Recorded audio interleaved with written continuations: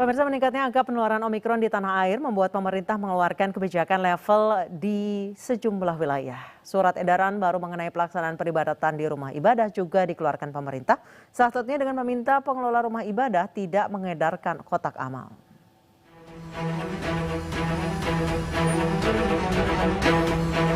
Tingginya kasus Omikron di Indonesia membuat pemerintah mengeluarkan kebijakan untuk meredam tingkat penularan.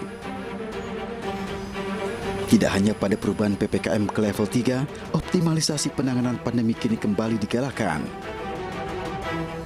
Salah satu penanganan pemerintah melalui Kementerian Agama resmi menerbitkan kebijakan pembatasan di tempat ibadah.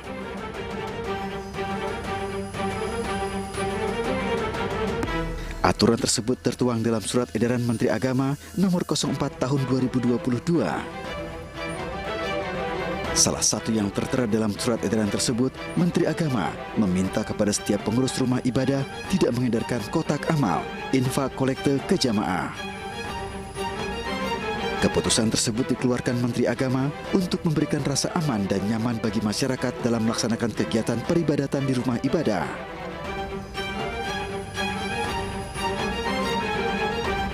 Selain kepada pengurus rumah ibadah, imbauan surat edaran Menteri Agama juga diberikan kepada jemaah dengan mematuhi sejumlah ketentuan mulai dari penggunaan masker, menjaga kebersihan tangan, menjaga jarak, hingga membawa kelengkapan ibadah sendiri.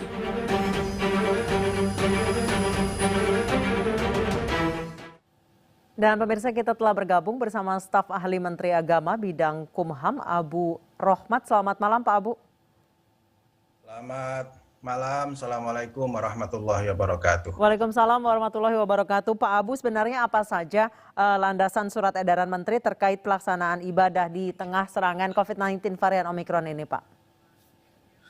Baik, terima kasih Mbak Anis. Yang pertama, landasan dari surat edaran Menteri nomor 4 tahun 2022 ini yang pertama adalah arahan Bapak Presiden dalam ratas minggu yang lalu yang kedua Kepres 11 tahun 2020 mengenai kedaruratan kesehatan masyarakat terkait dengan COVID-19, lalu instruksi Mendagri nomor 6 dan nomor 7, dan yang paling penting adalah melindungi keselamatan masyarakat sebagai hukum tertinggi, salus populi suprema lex esto, yang dalam konteks hukum Islam merupakan salah satu dari maqasidus syariah, yaitu ditetapkannya tujuan dari syariat Islam, yaitu untuk menjaga atau melindungi jiwa manusia, hifdzun nafas. Itulah yang paling penting dari landasan surat edaran dari Menteri Agama nomor 4 tahun 2022 ini, Mbak Anis. Baik Pak Abu, dari sejumlah imbauan ada poin tentang larangan peredaran kotak amal. Ini jadi nanti mekanismenya seperti apa, Pak? Ya, ini memang bisa dianggap sebagai klausul baru ya dalam pengaturan tempat ibadah pada masa pandemi ini.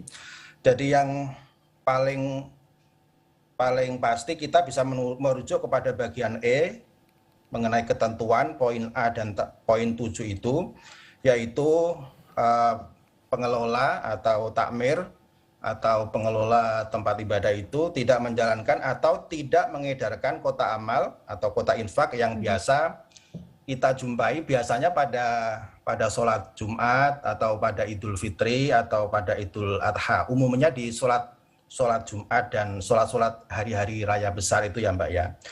Jadi yang bisa kami sampaikan begini, pengurus dan pengelola tempat ibadah itu kan sudah membentuk Satgas COVID-19 ya.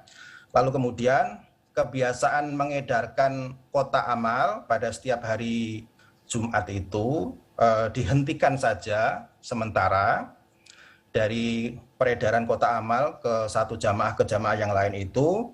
Lalu kemudian Satgas itu bisa mempertimbangkan cara-cara lain, misalnya dengan membuat kotak amal yang stay, yang menetap dan mungkin juga lebih besar, lebih aman, sehingga tidak ada tangan jamaah yang bersinggungan langsung dengan kota amal itu. Jadi kota amalnya itu mungkin ditempatkan di misalnya depan masjid atau depan musola dan lebih aman begitu. Jadi tidak perlu ada sentuhan dari tangan jamaah ketika memasukkan uang infak ke dalam kota itu.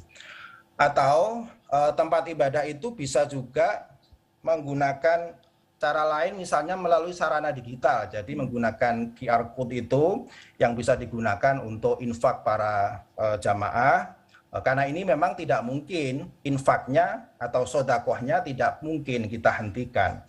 Ini penting sekali sebagai salah satu amal sunnah yang dilakukan kalau umat Islam ya yang sunnah dilakukan. Jadi saya kira mekanismenya seperti itu, pengurus dan pengelola bisa menghentikan peredaran kota amal ketika sholat Jumat itu, lalu kemudian diganti dengan kota amal yang stay dan safe untuk tidak ada tangan-tangan yang bersentuhan atau menggunakan sarana digital untuk infak atau sodakoh itu, Mbak Anis. Baik, Pak Abu, sejauh ini sosialisasi apa saja yang sudah dilakukan ke masjid-masjid, Pak, terkait larangan peredaran kotak amal ini? Ya, Kementerian Agama sudah cukup masif ya menyampaikan surat edaran ini kepada masyarakat terhitung mulai hari ketika ditandatangani yaitu hari Jumat yang lalu, baik melalui sarana website kami kementerianagama.go.id maupun melalui media sosial yang dimiliki oleh Kementerian Agama secara resmi. Kemudian melalui media sosial yang dimiliki oleh Gus Menteri Agama, juga menggunakan sarana-sarana yang lain, misalnya berupa flyer dan surat edaran yang kita sebarkan ke seluruh jajaran Kementerian Agama dari pusat sampai daerah, khususnya dari KUA, kemudian para penghulu dan ASN yang ada di seluruh Indonesia ini, untuk bersama-sama menyosialisasikan surat edaran Menteri Agama ini, sehingga kita berharap kepentingan pemerintah untuk melindungi warga dari penularan COVID-19 itu betul-betul bisa dicapai, Mbak Anis. Baik, terima kasih Pak Abu Rohmat, staf ahli Menteri Agama bidang Hukum dan HAM telah bergabung bersama kami di iNews Prime.